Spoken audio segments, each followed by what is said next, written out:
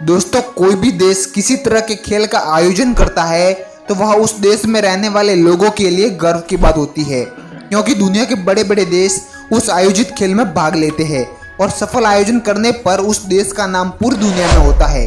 लेकिन क्या आप सोच सकते हैं कि कोई देश ऐसे खेल का आयोजन करे और उसकी बदनामी अपने देश के साथ साथ पूरी दुनिया में हो जाए? अगर नहीं तो आपको बता दें, यह वो साल था जब दिल्ली में आयोजित कॉमनवेल्थ गेम की वजह से देश की राजधानी दिल्ली पूरी दुनिया में बदनाम हो गई थी।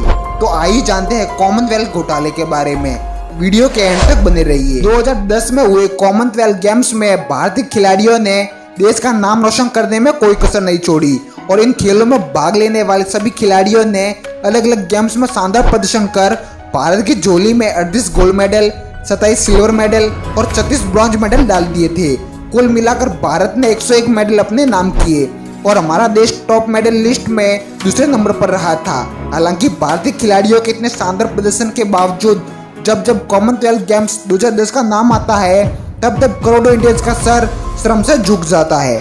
इसकी वजह थी वो आयोजक जिन्होंने खेल की आड़ में भ्रष्टाचार का ऐसा महाखेल खेला जिसके बाद पूरी दुनिया में भारत की खूब बदनामी हुई। कॉमनवेल्थ गेम्स के आयोजन में घोटालों की संख्या इतनी ज्यादा थी कि उन्हें पकड़ पाना आसान नहीं था। कॉमनवेल्थ घोटाला 2011 को दुनिया के सामने आया और इसे भारत में हुए सबसे बड़े घोटालों में से एक माना जाता है। एक अनुमान के मुताबिक कॉमनवेल्थ गेम्स घोटाले में देश को लगभग 70,000 करोड़ रुपए का नुकसान हुआ था। लेकिन अब सवाल यह था, कितना बड़ा नुकसान आखिर हुआ कैसे? इस पूरे घोटाले का सबसे बड़ा आरोपी कॉमनवेल्थ गेम्स समिति का अध्यक्ष और पूर्व कांग्रेस सांसद सुरेश कलमाडी था। कॉमनवेल्थ गेम्स 2010 खत्म होने के 193 दिन बाद सीबीआई ने सुरेश कलमाडी को गिरफ्तार कर लिया। कलमाडी पर पैसों की हेराफेरी का आरोप लगा।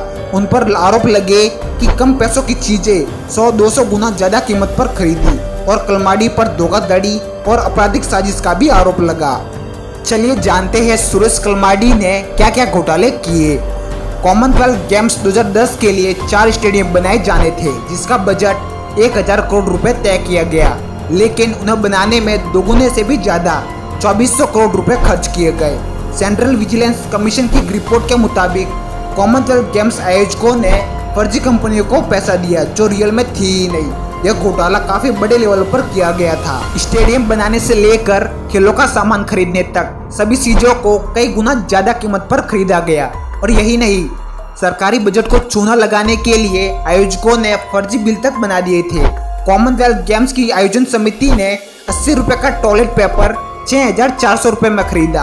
आमतौर पर बाथरूम में लगने वाला शीशा 3 से 4000 रुपए में मिल जाता है, लेकिन कलमाडी की घोटालेबाज आयोजन समिति ने 17,600 रुपए देकर शीशा खरीदा, जबकि असल कीमत उस समय 3,486 रुपए थी।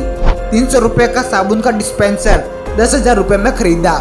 देश के साथ इतनी बड़ी गद्दारी करते हुए इनको जरा भी शर्म नहीं आई। इसके साथ ही जिस ट्रेनिंग मशीन की कीमत बाजार में 9 लाख रुपए थी, सुरेश कलमाडी की अध्यक्षता वाली आयोजन समिति ने उस पर 2 करोड़ रुपए की भारी भरकम अमाउंट खर्च की। सरकारी पैसों पर समिति के कई लोगों ने जमकर मौज उड़ाई। यह घोटाला काफी बड़ा था क्योंकि कॉमनवेल्थ गेम्स वेन्यू कंस्ट्रक्शन में भी आयोजन समिति के अध्यक्ष सुरेश कलमाडी की मिलीभगत से जबरदस्त घपलेबाजी हुई। आयोजन समिति के कुछ अन्य अधिकारियों को जब इस बात का पता लगा कि CWG में बड़े लेवल पर फ्रॉड किया जा रहा है, 5 अगस्त 2010 को संयुक्त निर्देशक TS दरबारी और M जयचंद्रन की छुट्टी कर दी गई। इसके बाद आयोजन समिति के कोषाध्यक्ष भी फंस गए और उन्हें भी अपने पद से इस्तीफा देना पड़ा। इतना ही नहीं, घोटालों की लिस्ट काफी लंबी थी क्योंकि टाइम स्कोरिंग रिजल्ट मशीन घोटाले में खुद कॉमनवेल्थ गेम्स आयोजन समिति के अध्यक्ष सुरेश कलमाडी का हाथ था। कलमाडी पर आरोप था कि कंपनियों के अप्लाई करने से पहले ही एक स्विच कंपनी को मनमाने ढंग से कॉन्ट्रैक्ट दे दिया। आपको बता दें कि कॉमनवेल्थ गेम्स आयोजन समिति ने स्विच कंपनी को 157 करोड़ रुपए दिए, जबकि MSL स्पेन यही काम 62 करोड़ रुपए में कर सकती थी। कॉमनवेल्थ गेम्स आयोजन समिति द्वारा पास किए बजट को कलमाडी ने पानी की तरह बहाया और उनके द्वारा लिए गए गलत फैसलों की वजह से भारत सरकार को करोड़ों रुपए का नुकसान हुआ। घोटालाओं की लिस्ट में कई बड़े नेताओं पर आरोप लगे, जिसमें सुरेश कलमाडी के साथ दिल्ली की तत्कालीन मुख्यमंत्री शीला दीक्षित और रॉबर्ट वाड्रा का भी नाम शामिल था। इसके बाद सुरेश कलमाडी को 9 महीने तक तिहाड़ जेल में रखा गया। इन घोटालेबाजों ने देश की छवि पर जो दाग लगाया है उसे हटा पाना मुश्किल है। आपको क्या लगता है, भारत फिर से कॉमनवेल्थ गेम्स की मेजबानी कर पाएगा?